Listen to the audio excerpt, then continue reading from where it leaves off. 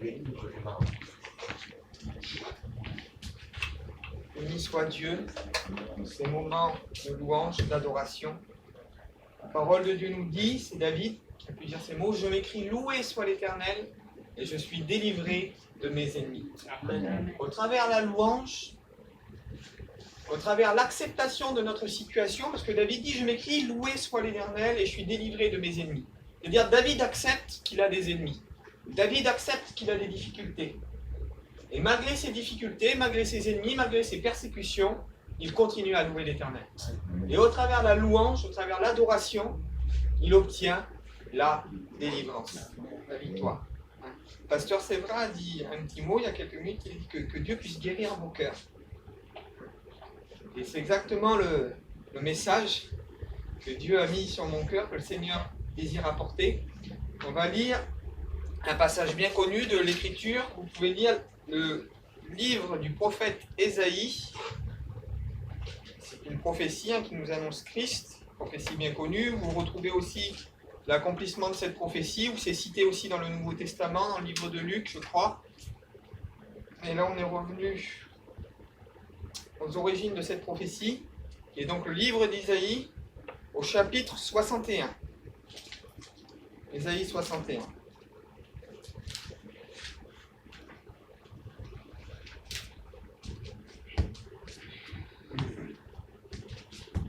Laisse le temps de trouver.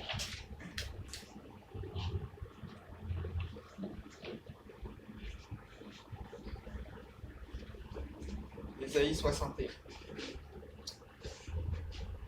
C'est le salut proclamé. Un petit thème, toujours en haut là, c'est le salut proclamé, le salut annoncé. Et voici ce que nous dit ce passage. Il dit, l'Esprit du Seigneur, l'Éternel est sur moi, car l'Éternel m'a oint pour porter de bonnes nouvelles aux malheureux. Il m'a envoyé pour guérir ceux qui ont le cœur brisé, pour proclamer aux captifs la délivrance, et aux prisonniers la délivrance et la liberté, pour publier une grâce, une année de grâce de l'Éternel. L'Éternel m'a oint. Le mot oint, l'Esprit de l'Éternel est sur moi, car l'Éternel m'a oint. Celui qui a été oint, c'est comme la corne d'huile qui est versée, c'est celui qui a été choisi pour une mission. Celui qui a été oint, c'est celui qui a été choisi pour une mission. Et on a le mot oint, on le retrouve dans le Nouveau Testament, c'est ce qui a donné le mot Christ. Christ ne veut pas dire quelque chose de particulier, il veut simplement dire quelqu'un qui a été oint. Jésus-Christ veut dire Jésus le oint, celui qui a été oint pour accomplir une mission. On pourrait très bien dire par rapport à l'Ancien Testament, David, le Christ, oui, parce que David avait été oint. Le mot Christ, aujourd'hui on divinise le mot Christ, alors que liturgiquement, dans sa signification et dans ce qu'il dit, le mot Christ n'est pas quelque chose qui doit être divinisé. C'est quelque chose, c'est simplement quelqu'un qui, ça veut dire oint, quelqu'un qui a été oint pour une action. Alors bien sûr que Jésus est de nature divine, c'est pas ce que je veux dire. Mais Jésus a été oint depuis le ciel, depuis la création, la fondation du monde, pour accomplir cette mission. Il a été oint pourquoi? Premièrement, pour porter une bonne nouvelle aux malheureux. Et vous connaissez dans le Nouveau Testament, l'évangile est appelé la bonne nouvelle. Pourquoi la bonne nouvelle? Mais avant qu'il dise une bonne nouvelle, c'est qu'il y avait une mauvaise nouvelle. La mauvaise nouvelle, c'est quoi? Il n'y a pas un juste, pas même un seul. Tous sont égarés, tous sont pervertis. Aucun ne fait le bien. L'âme qui pêche est celle qui mourra. Qui de nous n'a jamais péché? La mauvaise nouvelle, c'est qu'on était tous destinés à la mort. La mauvaise nouvelle, c'est qu'on avait tous péché. La mauvaise nouvelle, c'est qu'on était tous condamnés. Mais il dit, je suis venu pour porter une bonne nouvelle. Et c'est quoi la bonne nouvelle? Si quelqu'un a péché, nous avons un avocat auprès du Père. Jésus-Christ le juste. Il est lui-même une victime expiatoire pour nos péchés, non seulement pour les nôtres, mais aussi pour ceux du monde entier. Si quelqu'un est en Christ, il est une nouvelle créature. Les choses anciennes sont passées, et toutes choses sont devenues nouvelles. La mauvaise nouvelle nous condamnait à cause de notre péché, à cause de nos manquements. Mais la bonne nouvelle de ce que Christ a fait, et au travers de ce qu'il a fait, il est capable de nous transformer et de le faire en nous. Voilà. Au-delà de la mauvaise nouvelle, il y a eu une bonne nouvelle. Christ a tout accompli pour nous donner sa nature. Et possédant la nature de Christ, alors je vis une vie transformée. Le péché n'a plus d'emprise sur moi. Je ne pratique plus le péché. Je ne vis plus dans le péché. Malgré si je faillis, Je viens au pied de la croix, je demande pardon. Mais je n'ai plus cette attitude de continuer dans mon péché. Parce que ce que Christ a porté mon péché, il m'a lavé, il m'a donné le pouvoir de marcher sur les serpents, les scorpions et de dominer sur mon péché. Et c'est ça qui est puissant parce que le livre d'Ézéchiel nous dit, c'est une prophétie qui parle de l'avenir, Ézéchiel, et il dit, voici, il dit, je ferai en sorte, il dit que vous suivez mes ordonnances. J'enlèverai de vous le cœur de pierre, et je mettrai un cœur de chair, capable d'aimer. J'écrirai mes lois dans votre cœur. Ézéchiel ne dit pas, je vais annuler la loi. Beaucoup de gens disent aujourd'hui, la loi elle a été annulée, la loi a été abolie. Faux. Ézéchiel va plus loin. Ézéchiel dit, je n'annulerai pas la loi, mais j'écrirai la loi de Dieu dans votre cœur. C'est-à-dire que Christ n'a jamais aboli la loi.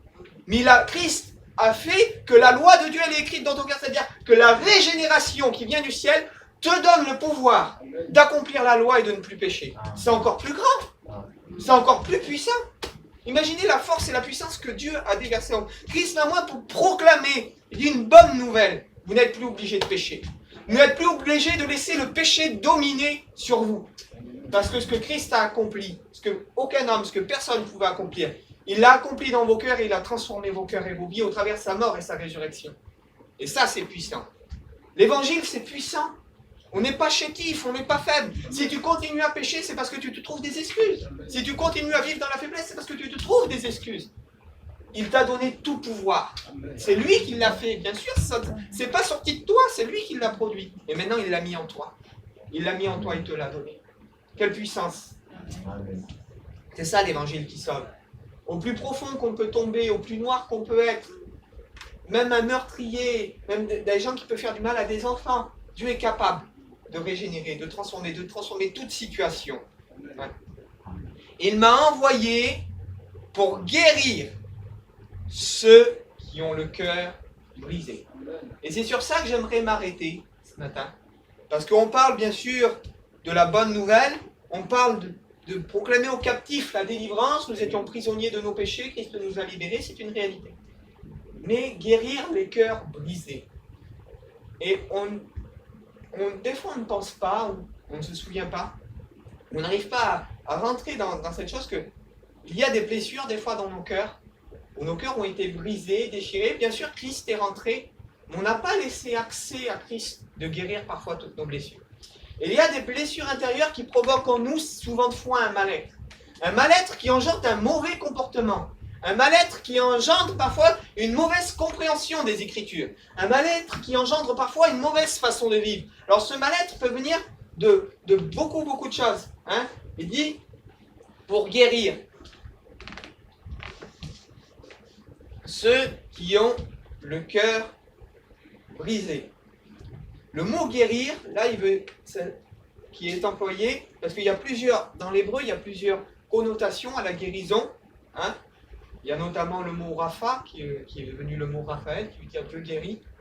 Rapha, c'est une guérison, mais ce n'est pas la même qui est employée ici. Ici, c'est le mot Shabash qui est employé, qui veut dire sceller, être attaché, bander, comme on bande des plaies, penser, pareil, comme on pense des plaies, ceindre, lier et entouré.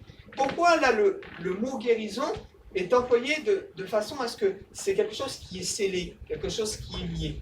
Parce que la réalité, c'est que quand l'âme a été atteinte, il n'y a que qu'en étant attaché à Dieu, il n'y a que en se liant à Dieu, en bandant nos blessures, mais être attaché au cœur de Dieu, en étant unis à Dieu, que ces blessures-là peuvent être guéries.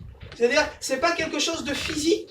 C'est pas en allant chercher un psychologue, un psychiatre, ou ce que vous voulez, ce n'est pas quelque chose de physique, mais c'est quelque chose de divin. Et si on ne s'attache pas à Dieu, cette guérison-là ne peut jamais être opérée. C'est pour ça que la Bible dit, attache-toi donc à Dieu, et tu auras la paix.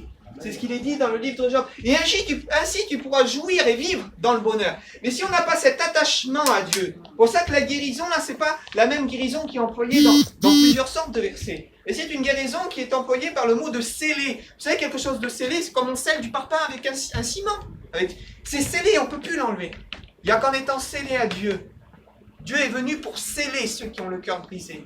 C'est-à-dire que si on se scelle à Dieu, c'est ce qui va apporter la guérison réelle à nos âmes. Et ça, il faut le comprendre. La base, elle est là. La guérison des cœurs. Alors, le mot cœur, en hébreu, là, il se dit leb, qui veut dire cœur, esprit, pensée, raison, intelligence et courage. Pourquoi ça veut dire tout ça? Parce que, comme je dis, quand notre cœur est brisé, il n'y a pas que notre cœur qui peut être brisé. Il y a aussi notre intelligence et notre esprit qui est atteint. Parce que quand un cœur est brisé, quand un cœur a été atteint, bien souvent de fois, comme je vous ai dit, ça provoque un mal-être. Et ce mal-être, on le répercute sur notre compréhension, on le répercute sur nos pensées, on le répercute sur les gens qu'il y a autour de nous. Sans entrer dans des détails trop déplacés, mais vous regardez souvent les tueurs en série, ou les gens qui sont devenus psychopathes et tout ça, 80% du temps, 90% du temps, c'est des enfants battus. C'est des enfants qui ont été battus, qui ont été maltraités. Des failles se sont ouvertes dans leur cœur, et ces gens-là, tant qu'ils n'ont pas connu Dieu, les failles ne se referment jamais. Et ces failles provoquent une compréhension qui n'est plus une bonne compréhension, une intelligence qui n'est plus une bonne intelligence. Pourquoi? Parce que le mal engendre le mal. Et si on n'est pas scellé à Dieu, si une âme n'est pas scellée à Dieu, ces blessures, elles ne se referment jamais. Elles ne se referment jamais, elles produisent la mort. Elles engendrent et elles produisent la mort. Des gens aussi qui... On voit des gens de la théorie du gender, le mariage pour tous, des choses comme ça. Quand on écoute leur témoignage, souvent c'est des gens aussi qui ont été un peu brusqués de droite, de gauche, qui n'étaient pas stables psychologiquement. Et ça a provoqué en réalité ce qu'ils vivent aujourd'hui, sans juger personne. Mais pour vous dire que les blessures que l'on subit, ça ne touche pas simplement quand ça touche le cœur. Ça touche la pensée. Il le dit, ça touche aussi les raisons. Pour quelle raison tu as fait ça? Mais il est déraisonné. Mais qu'est-ce qu'il a vécu, cette personne étant enfant ou adulte? Quelle blessure il a pu avoir dans son cœur? Et ça, on a du mal, nous, parfois. C'est pour ça que la Bible dit que l'homme regarde à ceux qui frappent les yeux. Amen. Mais Dieu regarde au cœur. Amen. Dieu regarde les raisons qui ont poussé parfois les hommes, les femmes, à commettre parfois des choses qui sont difficiles à accepter, ou des décisions que pour nous, ils n'ont aucun sens. Mais pourquoi il raisonne comme ça? Pourquoi il réagit comme ça? Mais est-ce que tu as vécu ce qu'il a vécu? Est-ce que tu as passé par l'enfance qu'il a passé? Est-ce que tu as passé par les déceptions qu'il a passées? Est-ce que tu as pris les positions qu'il a prises et qui ont engendré dans sa vie des choses qui l'ont brisé? Des choses qui l'ont fait souffrir en réalité dans son cœur, dans son âme, dans ses pensées, dans sa vie? L'homme regarde ceux qui frappent les yeux, mais Dieu regarde au cœur. Pour guérir ceux qui ont le cœur. Le cœur, donc le cœur, c'est dit aussi esprit, pensée, raison, intelligence et courage. Qui ont le cœur brisé. Et là, le mot brisé, ça se dit shabar, qui veut dire brisé, estropié, déchiré, détruit, en ruine ou crevassé. Vous savez, quelqu'un qui est estropié, excusez-moi, je ne veux pas être maladroit, c'est quelqu'un qui a un handicap. Ces gens-là, quand notre cœur a été brisé dans la vie, on part avec un handicap. Et il y a des gens qui sont partis avec un handicap, qui ont laissé peut-être Dieu rentrer dans leur cœur, mais qui traînent toujours ce handicap et qui ne comprennent pas pourquoi, dans leur vie spirituelle, ils stagnent, ou ils sont freinés, parce que leurs pensées ont été atteintes. Et ils lient toujours les souffrances qu'ils ont eues, ils ont du mal à abandonner les souffrances du passé en réalité. Ces brisements, ces crevasses qu'ils ont dans leur cœur, ils ont du mal à les abandonner. Ils ont du mal à les abandonner, c'est pour ça ils traînent un handicap, ils sont comme estropiés, déchirés, crevassés. Vous savez, quand dans la terre, des fois, il y a une crevasse qui se produit, on ne peut pas la reboucher, c'est énorme. C'est dans les crevasses, ce sont des trous béants qui se forment dans la terre, parce que la terre est tiraillée, mais on ne peut pas reboucher une crevasse comme ça. Pourquoi? Il faut une intervention divine. Amen. Quelles sont les causes de notre brisement? Quelles sont les causes de ce brisement? Quelles sont les causes de ce cœur qui peut être déchiré, qui peut être en réalité troublé? On va lire un passage. On va lire le psaume 69 à partir du verset 1. Nous, le verset qui nous intéresse vraiment, c'est le verset 21. Donc je vais lire assez vite. Parce que dans le psaume, quand même, il y a une compréhension. Hein. Qu'est-ce qui peut nous pousser à avoir justement ce cœur brisé? Qu'est-ce qui peut provoquer en nous le brisement? Alors c'est David qui parle, psaume 69. Pour revenir un peu en arrière par rapport au livre d'Isaïe, de là où on était, c'est le psaume 69. Au chef des chantres, sur les lys de David, Seigneur, sauve-moi, ô Dieu, car les eaux menacent ma vie. Je m'enfonce dans la boue sans pouvoir me tenir. Je suis tombé dans un gouffre et les eaux m'inondent. Et il y a des gens qui ont le cœur brisé, c'est ce qu'ils ressentent. Ils sont comme dans un gouffre, on dirait que jamais ils vont s'en sortir à cause des blessures de leur passé. Je m'épuise à crier et mon gosier se dessèche. Mes yeux se consument tandis que je regarde vers mon Dieu. Ils sont plus nombreux que les cheveux de ma tête, ceux qui me haïssent sans cause. On se sent haï de tout le monde, parfois à cause de ce que l'on a subi. On ne se sent pas compris, on ne se sent pas aimé. Ils sont puissants, ceux qui veulent me perdre. Qui sont à tort mes ennemis. Et il y a de la compréhension. David, il dit, ils sont mes ennemis, mais c'est à tort. Moi, je ne comprends pas pourquoi ils sont mes ennemis. Et c'est ce que provoque, vous savez, les blessures du cœur, c'est ce que ça provoque. Ça provoque de l'incompréhension. Ça provoque du brisement. Ça provoque des choses que... En réalité, tout le monde est mauvais sauf nous. On arrive à croire que tout ce qu'on peut faire, c'est bien. Pourquoi? Parce que notre entendement a été touché. On arrive à avoir une mauvaise compréhension à cause de nos blessures. Et ça, c'est une réalité, frères et sœurs. Qui sont à tort mes ennemis. Ce que je n'ai pas dérobé, il faut que je les restitue. Ô Dieu, tu connais ma folie et mes fautes, et ne te sont pas cachés. Que ceux qui espèrent en toi ne soient pas confus à cause de moi. Seigneur éternel des armées, que ceux qui cherchent ne soient pas dans la honte à cause de moi, ô Dieu d'Israël. Car c'est pour toi que je porte l'opprobre, que la honte couvre mon visage. Je suis devenu un étranger pour mes frères, un inconnu pour les fils de ma mère. Il se sentait incompris, David. Et on va voir ensemble, on va parler de la vie de David, après qu'est-ce qu'il a poussé à écrire ça. Pourquoi il se sentait incompris? Qu'est-ce qui a provoqué le brisement dans sa vie? Car le sel de ta maison me dévore. Les outrages de ceux qui t'insultent tombent sur moi. Je verse des larmes et je jeûne, et c'est ce qui m'attire l'opprobre. Je prends un sac pour vêtements, car je suis l'objet de leur sarcasme. Ceux qui sont assis devant les portes parlent de moi. Je ne vais pas vous détailler le reste, on va passer directement au verset 21, mais vous voyez où je veux en venir. Il exclame une souffrance, il y a de l'incompréhension. Dans ce qu'il dit, c'est pas cohérent, ils sont mes ennemis à tort.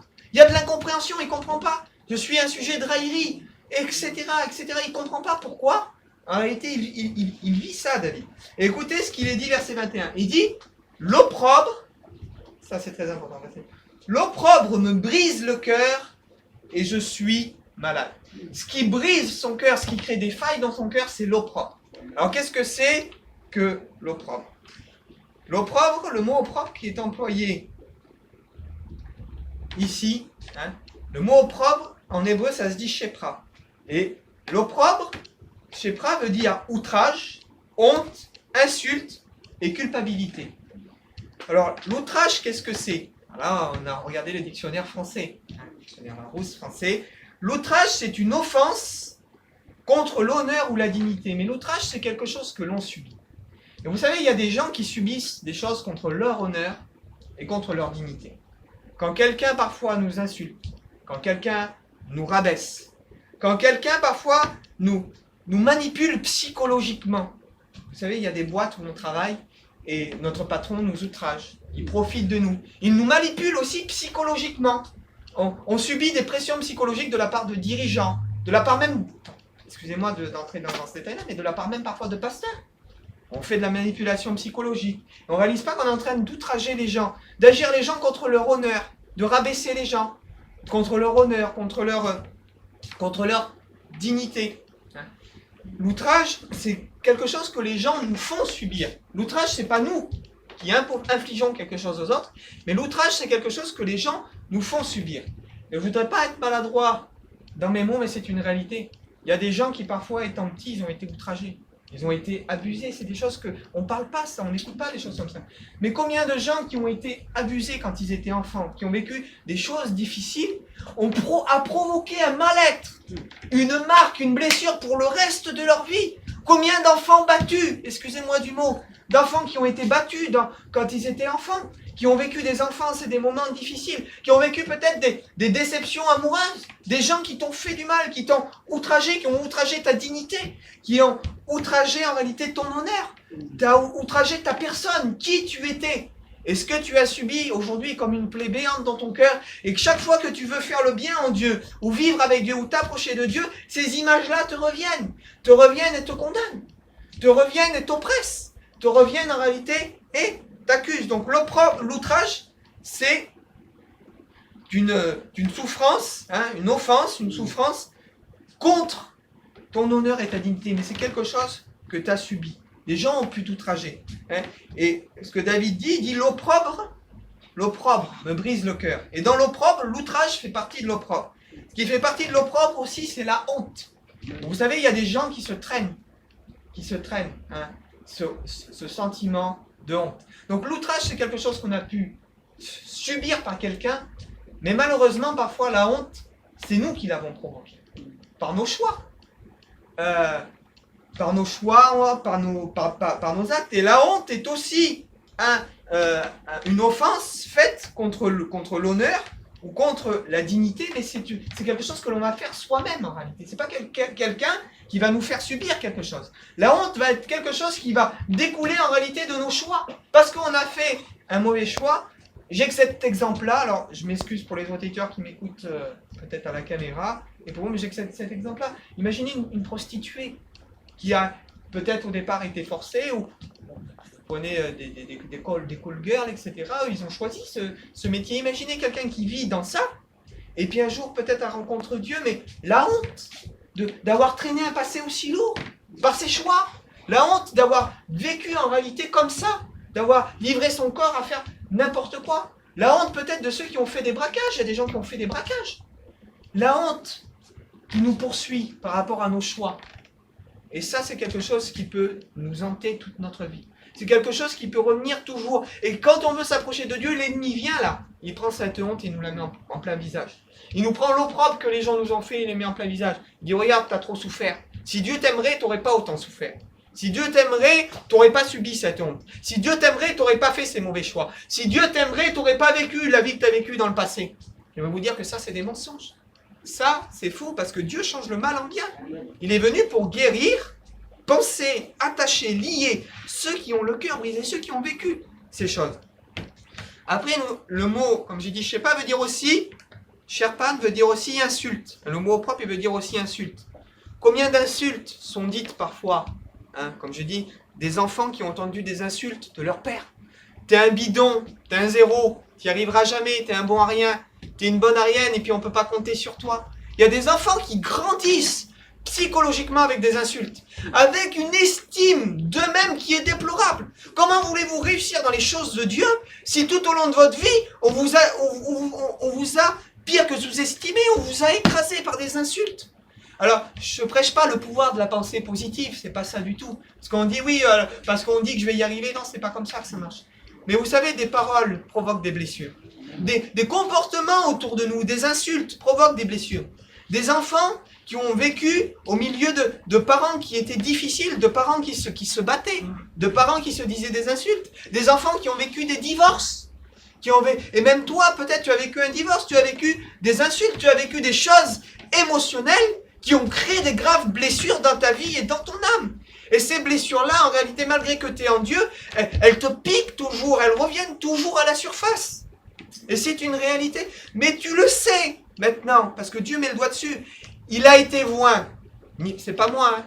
Christ, le roi des rois, le Seigneur des seigneurs. Il a été oint pour guérir ces blessures. Ces blessures qui te font souffrir. Ces blessures que le passé, le malin, les circonstances de ta vie t'ont infligées. Christ est paru, lui, pour les guérir, ces blessures. Amen. Comme je dis, il y a des enfants qui ont vu leurs parents divorcer, qui ont vu dans des divorces, ou il y a des couples aussi qui s'insultent, qui divorcent, qui reviennent ensemble. Ça va être maladroit, mais c'est une réalité, je suis obligé de parler de tout. Il y a même des couples qui se sont trompés, des gens qui se sont trompés, et qu'après ils sont venus à Dieu, et ça a provoqué des blessures, puisque on dit parfois qu'on pardonne, on dit qu'on passe au-dessus, mais ça peut provoquer une blessure, ça peut toujours rester. Ça peut toujours rester.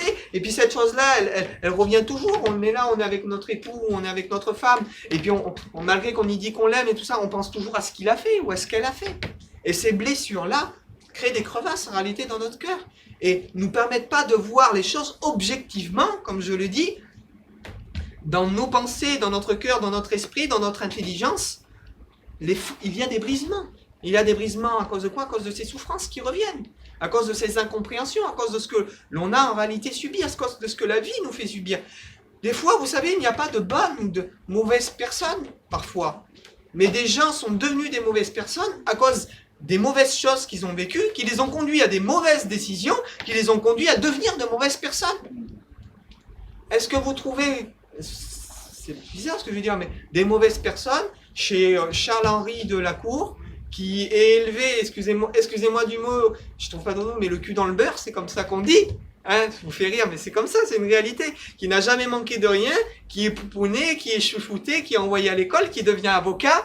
Non, on va trouver plus de gens qui basculent de l'autre côté, chez Rodrigo, qui est dans la cité, et qui vit en dessous du seuil de pauvreté, qui doit vendre de la drogue. C'est logique, c'est pas... Faut pas être sorti de l'école de Saint-Cyr pour comprendre ça. Il n'y a pas forcément de bonnes... Il y a des situations, des fois. Bien sûr, lorsqu'on vient à Dieu, qu'on vient en contact de Dieu, lui, ces situations-là, il les renverse. Ces situations-là, il les change. Il change, comme on dit, lui, ce cheval, j'aurais pas misé 1 euro sur lui, sur ce garçon ou sur ça. Mais on voit des gens que lorsque Dieu a pris leur vie en main, lorsqu'ils ont mis leur vie entre les mains de Dieu, et ça a été une réussite. On sait très bien que Dieu est venu contrecarrer, justement, ce que le monde met en place. Et c'est pour vous faire comprendre que ce que nous vivons étant enfants, ce que nous vivons dans nos vies en général, et même en grandissant, si ces blessures-là ne sont pas guéries, ça a un impact direct sur notre mode de vie, sur notre langage, sur notre façon de penser, sur notre façon d'interpréter la vie, frères et sœurs. Et il faut que tout ça soit pensé, lié, attaché par le Seigneur, brisé, afin d'obtenir la mentalité de Christ, afin d'obtenir la mentalité de Dieu. Alléluia. Et ça, c'est une réalité. C'est une réalité. Donc, le mot, comme je dis, outrage, le mot opprobre, excusez-moi, il veut dire aussi insulte, mais il veut dire aussi insulte, comme j'ai dit, c'est ce qu'on a pu vivre au milieu des foyers, mais il veut dire aussi culpabilité. Alors pourquoi culpabilité? Parce que vous savez, on parlait d'un outrage. Un outrage, c'est ce que les gens nous ont fait subir. Des paroles, des menaces, des coups, du rabaissement, peut-être des gens qui ont abusé d'autres gens.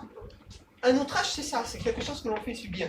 Mais maintenant, la culpabilité, ou le fait de se sentir coupable, on peut être coupable aussi et notre cœur peut être brisé parce que nous, on a fait subir un outrage à quelqu'un.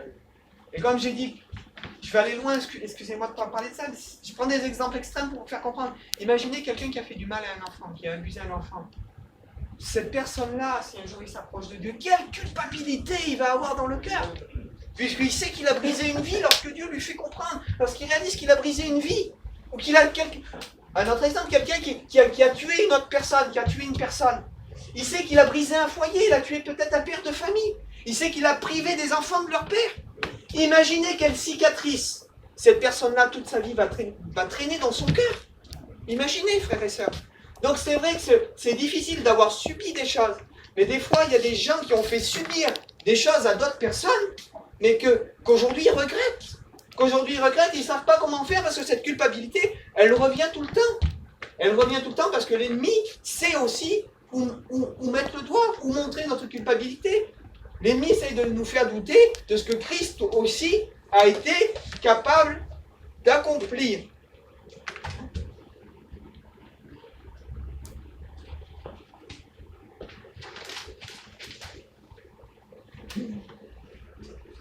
Comme je vous ai dit, la culpabilité parfois, parce que nous on a outragé des gens, parce que nous aussi on a fait du mal à des gens.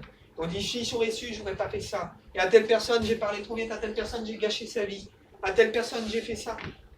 Il faut amener toutes ces pensées-là, captives, à l'obéissance de Christ. Parce que cette culpabilité, les outrages que l'on a pu subir, ce que les gens ont pu nous faire, la honte qu'on a pu porter par rapport à notre passé, des mauvais choix, des mauvaises décisions, ou des choses qui ont pu nous souiller, les insultes que l'on a pu subir au milieu de nos entourages, au milieu de nos familles, etc., plus peut-être les choses que l'on a pu faire aux autres. Tout ceci sont des blessures intérieures qui sont venues en réalité laisser une crevasse. Comme je l'ai dit tout à l'heure, c'est une crevasse, c'est un trou béant qui est dans notre cœur. Et on essaye d'avancer avec Dieu, nous ça on essaie de dire, Seigneur, quand ça revient, on le chasse, mais le plus important, ces réalités-là, faut pas, j'essaie de me faire comprendre, mais il ne faut pas les chasser dans le sens d'essayer de les enfouir. Ça ne sert à rien de les enfouir. Le meilleur des remèdes et la meilleure des solutions, c'est de les faire paraître, non pas devant les hommes, mais de les faire paraître devant Dieu. Et de dire, Seigneur, toi, c'est vrai, Seigneur, il s'est passé ça. C'est vrai, il s'est passé ça, il s'est passé ça. Excusez-moi du mot, on va lire un autre verset, Psaume 147, verset 3, il dit que l'Éternel guérit, rétablit ceux qui ont le cœur brisé. L'Éternel guérit ceux qui ont le cœur brisé. Peu importe les blessures que tu as eues, si tu as subi ces blessures pour ton foyer, ou pour... je ne sais pas si on a le temps, ça fait longtemps que je prêche, je ne sais pas. Je sais pas vous dire. Bon, on peut prendre 2 exemples vite fait. Hein. Pourquoi David disait ça tout à l'heure, ce fameux passage que je vous ai lu, que David avait de la compréhension. Vous savez, David, lui, c'est quelqu'un, justement, qui était envahi par ce remords-là, qui était envahi par cette culpabilité. Pourquoi? Vous connaissez l'histoire. À l'époque où tous les rois étaient en guerre, David, il aurait dû aller en guerre. Et David, il n'a pas voulu aller en guerre. David, il s'est reposé. Et parce qu'il s'est reposé, il ne dormait pas la nuit. Il dit un soir, il n'arrivait pas à dormir. Étrange alors. L'homme selon le cœur de Dieu qui a écrit « Je me couche et je m'endors en paix », le soir, il n'arrivait pas à dormir cette fois-ci. Pourquoi? Parce qu'il n'était plus dans l'obéissance. Parce qu'il était à un endroit où il n'aurait pas dû être. Au lieu d'être à l'armée, d'être à la guerre, de faire sa campagne, il est resté chez lui. À cause qu'il est resté chez lui, il ne trouvait plus le sommeil. Et à cause qu'il ne trouvait plus le sommeil, alors il a commencé à flâner sur le toit de son palais. Et du toit de son palais, vous connaissez l'histoire, il va voir une femme en train de se baigner. Chose qu'il n'aurait pas dû convoiter. Il n'est pas au bon endroit. L'homme qui dit « je me couche et je m'endors en paix », il ne dort pas. Comprenez tous les facteurs. Lorsqu'on sort de l'obéissance de Dieu, bien souvent de fois, on met en route une machine. On met en route une machine qui nous amène à notre propre péché. C'est pour ça que la Bible dit « veillez et priez en tout temps ». L'obéissance vaut mieux que les appels. Parce que lorsqu'on obéit à Dieu, on se garde nous-mêmes de situations qui pourraient nous arriver. Et ça, c'est important. Et quand il voit cette femme, vous connaissez l'histoire, il a fait venir, il apprend, etc. pour lui. Et malheureusement, quand il apprend pour lui, cette femme apprend qu'elle atteint un heureux événement. Alors, problématique pour le roi, parce que le mari de cette femme était en campagne, était en guerre. Alors, comment expliquer cela? Donc, notre bon roi David, l'homme selon le cœur de Dieu, pour vous montrer que personne n'est infaillible, et que même celui qui appelait l'homme selon le cœur de Dieu, a fait des choses qui n'étaient pas comme Dieu voulait. Il va appeler son copain, il va dire « j'ai qu'une mission pour toi », il va le faire venir, il lui donne une pseudo-mission, entre guillemets, et va lui dire « rentre chez toi, passe la nuit avec ton épouse », comme ça aurait été couvert. S'il aurait passé la nuit avec son épouse, personne n'aurait pu dire que l'enfant n'était pas de son mari. Vous comprenez le sens. Tout ça pour enlever sa culpabilité. Mais cet homme-là, qui était aussi un homme de Dieu, va dire « mes amis sont à la guerre, et moi je vais aller passer avec mon épouse, je vais aller manger, je vais faire », alors qu'il n'a pas resté, il est directement parti. Et ça posait gros problème à David, puisque David s'est senti resserré, pris comme dans un étau. Et ce qui s'est passé, c'est que David va appeler ses généraux, il va dire, envoyer une lettre, il va dire, vous prendrez Uri, le Hétien, le mari à cette femme, il dit, vous irez avec lui en première ligne, et quand il sera en première ligne, vous allez vous retirer, vous le laisserez seul, pour le faire mourir. Alors, l'homme, selon le cœur de Dieu, coupable d'un adultère, coupable d'un meurtre. Ça pique, hein?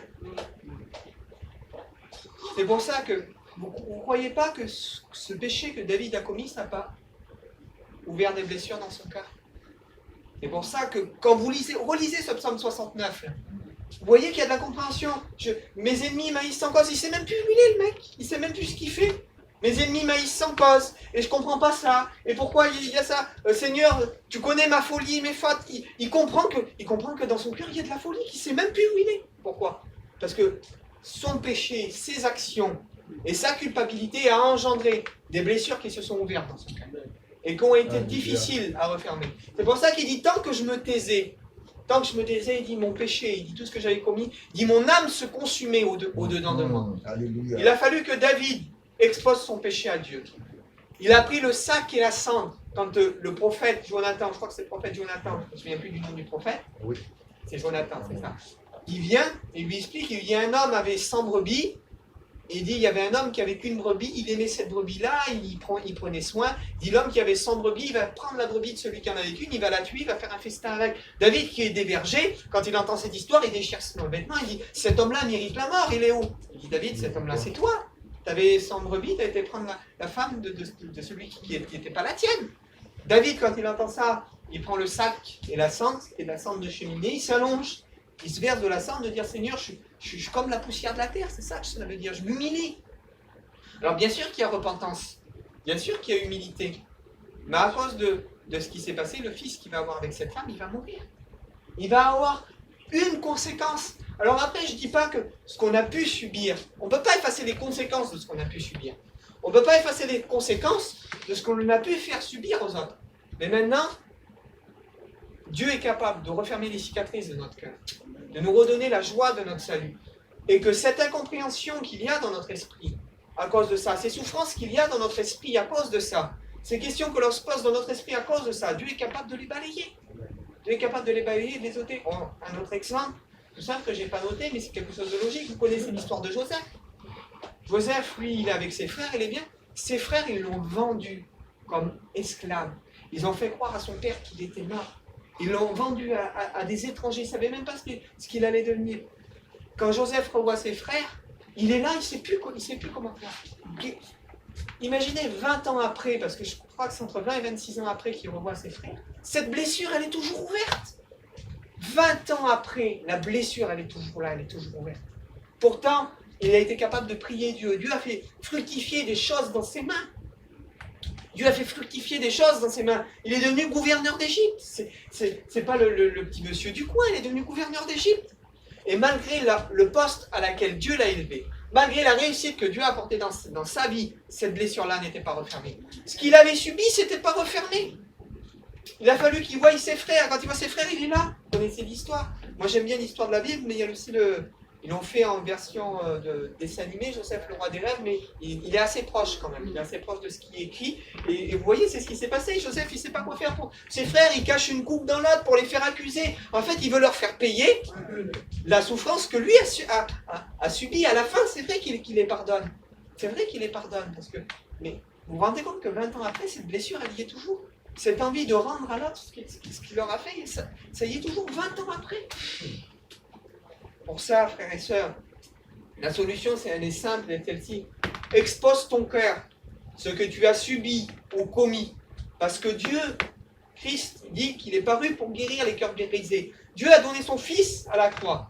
Et l'œuvre de la croix est assez puissante pour ôter ton opprobre, pour ôter ta culpabilité, pour ôter ce que l'on t'a fait subir, pour ôter ce que tu as fait subir aux autres, pour ôter ta honte, les mauvais choix peut-être que tu as eus.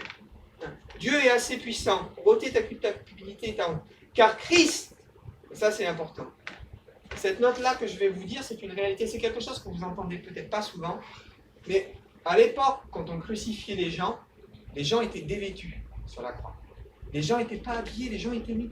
C'est une réalité, on ne veut pas voir Christ comme ça. Et Christ à la croix était nu. Alors pourquoi je dis ça ? Parce que Christ a connu la honte pour que toi tu connaisses plus la honte. Christ a été dévêtu. On a mis l'opprobre sur lui pour que ton opprobre à toi puisse être ôté. Pour que ta honte à toi puisse être ôtée. On a mis la culpabilité sur lui. Il n'était pas coupable, il n'avait rien fait. On a mis la culpabilité sur lui pour que toi tu sois plus coupable.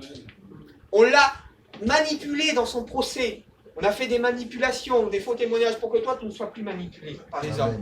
Pour que toi tu sois libre dans tes pensées. Pour que toi tu sois libre dans ton esprit. Pour que la honte n'ait plus de pouvoir sur toi. Pour que la culpabilité n'ait plus de pouvoir sur toi. Pour ce que tu as fait subir aux autres, ce que les gens t'ont fait subir, même avec ta femme, même avec tes enfants, même autour de toi, tout ce que tu as subi, ces incompréhensions, pour que tout ça n'ait plus de pouvoir sur ta vie. Il a fallu que lui connaisse la honte. Il a fallu que lui connaisse l'opprobre. Il a fallu que lui connaisse tout ça. Et si tu te mets sous le bénéfice de ce que lui a connu, de ce que lui a fait, il est capable de venir nettoyer ton cœur et d'ôter toutes ces incompréhensions, d'ôter toutes ces blessures, d'ôter toute cette opprobre, tout ce que tu as du mal en réalité à comprendre. Car ce que c'est Christ qui a payé pour nous justifier. Et vous n'avez pas été racheté ni par l'or ni par l'argent, ni de votre vaine manière de vivre que vous avez hérité de vos pères, de tout ce que vous avez subi, mais par le sang précieux de Jésus-Christ qui s'est offert comme un agneau pour le péché du monde. Romains 8, 1, il n'y a maintenant aucune condamnation. Tout ça, faut que tu le aies. Quand ça revient, chasse-le, Christ a payé pour toi. Ta honte, il l'a porté. Le mal que tu as fait aux autres, il l'a porté aussi. Christ t'a pardonné, tu ne te pardonnes pas toi-même. Il y a un problème. Il y a un problème quelque part. Christ t'a libéré et tu ne te libères pas toi-même. Tu gardes cette emprise-là. Tu gardes. Il n'y a maintenant plus aucune condamnation. Il n'y a plus rien à pouvoir sur toi. Ton passé, il n'a plus de pouvoir sur toi aujourd'hui. Ce que les gens t'ont fait subir, ça n'a plus de pouvoir sur toi aujourd'hui. Les paroles négatives que les gens ont prononcées sur toi, tu ne seras jamais guéri, ou tu es un fou, tout ça, ça n'a plus de pouvoir sur toi.